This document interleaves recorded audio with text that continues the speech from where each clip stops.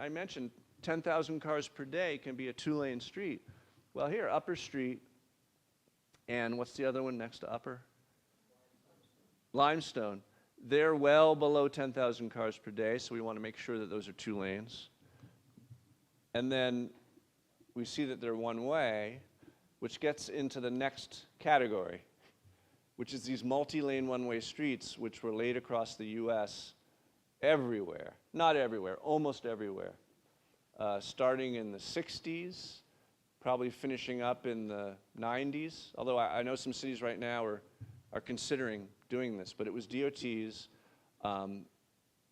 typically as they laid highways through city centers, they then turned the on and off ramps into one-way pairs.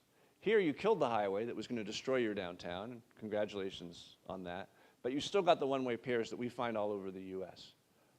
We've now witnessed more than 100 projects across the US where these one-way pairs have been reverted back, restored back to their original two-way travel.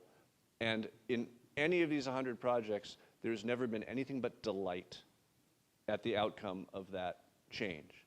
Old-timers will tell you that when they were here and they saw the one-way, when the one-ways came in, all the shops that went out of business, the devastation that that brought to the city center. And now, whoops, whatever that was, I don't need it.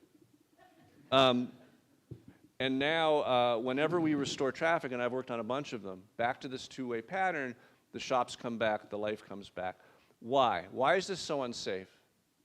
First of all, it looks like a highway. It feels like a highway, right? There's this momentum of all these vehicles traveling in the same direction. There's the opportunity to jockey.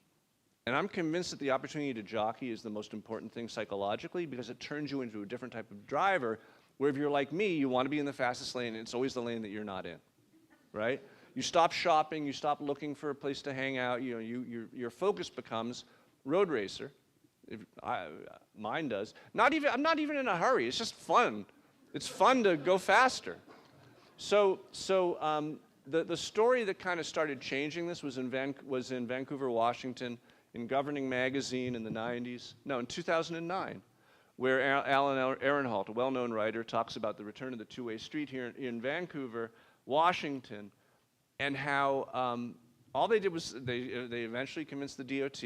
All they did was flip that switch, and the number of cars per day on the street stayed constant. The revenues to the businesses doubled. And that's a similar experience that we've found all over the place.